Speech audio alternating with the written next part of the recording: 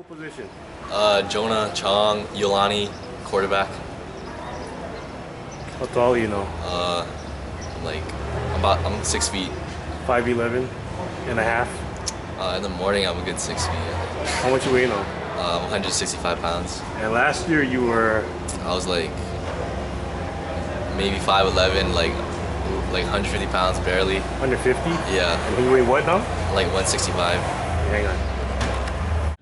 Offensively, we're a little bit more inexperienced. Other than Carter, this is gonna be his third year starting.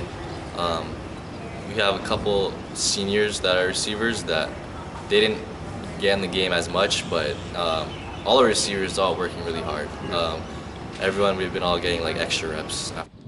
Those guys last year, they knew what they were doing. This year, me, Carter, the rest of the guys, we have to get together a little bit more to get everyone on the same page because the timing and everything is a lot different. So right now, before the season starts, it's like we have to put more effort in, like extra time, like extra days, extra reps.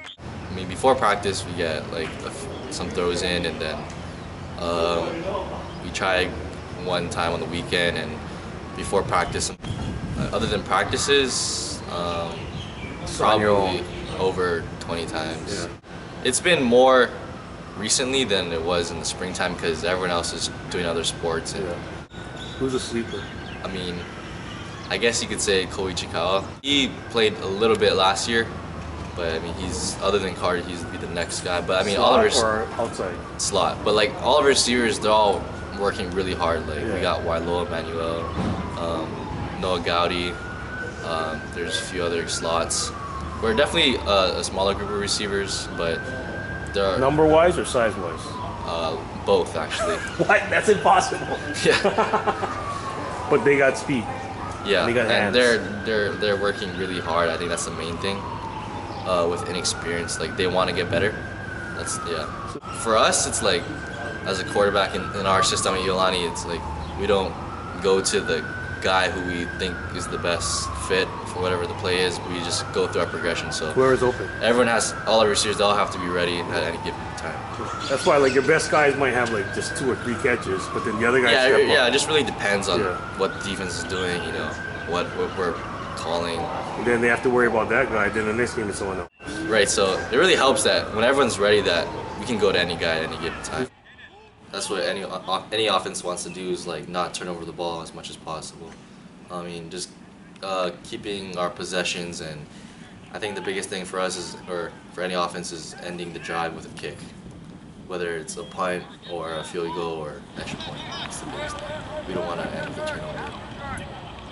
I think this off season I worked pretty hard to like get a little faster, be a little bit more mobile in situations where I can extend the play or pick up a first down if everyone's backed up in coverage. Because like when we played Waipahu last year, they had like 8 guys in coverage for like majority of the game.